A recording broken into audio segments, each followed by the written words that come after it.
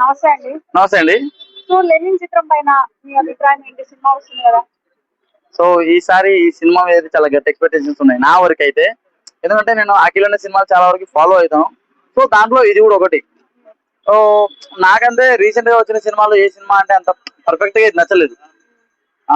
అప్పట్లో తీసిన most eligible bachelor అవ్వచ్చు, లేకుంటే హలో మూవీ అంటే చాలా ఇష్టం. ఆ తర్వాత మోస్ట్ ఎలిజిబుల్ బ్యాచ్లర్ ఇవి ఫ్లాప్ అయ్యాయని చెప్పారు. ఇవి ఎట్లా ఫ్లాప్ చేశారో మరి నాకైతే తెలియదు. సో నా వరకు అయితే ఇవి హిట్టే. సో ఇది ఇప్పుడు అఖిల్ అన్నకి లాస్ట్ ఛాన్స్ అని చెప్తున్నారు. సో సినిమా తీయడం తెలిసినోడికి ఎన్ని సినిమాలు పోయినా గానీ మళ్ళీ తీస్తూనే ఉంటారు. సో ఇది లాస్ట్ ఛాన్స్ అని చెప్పేసి ఎప్పుడు అనుకోవద్దు.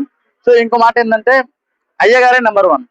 ఈసారి ఈ సినిమాతోటి అయ్యగారే నెంబర్ వన్. అయ్యగారు నెంబర్ వన్ లా ఉంటారు, కొడతారు, ఆడే కరెక్ట్ అని చెప్పించుకుంటాడు. సో ఇదైతే పక్కా. సో 2 సంవత్సరాలు ఒక సినిమా మీద కష్టపడ్డాడు చాలా వరకు.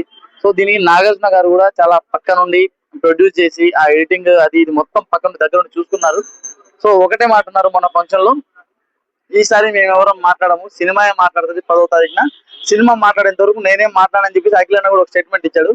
సో ప్రతిసారి లాగా వైల్డ్ సాలెబు అని చెప్పకుండా ఈసారి అయితే సినిమా మాట్లాడుతుందని చెప్పాడు కాబట్టి ఖచ్చితంగా సినిమా మాట్లాడేది. సినిమా ఖచ్చితంగా అఖిల్ నించోబెడుతుంది అని చెప్పేసి నేనైతే నమ్ముతున్నాను. మీరందరూ నమ్మాలని కోరుకుంటున్నాను.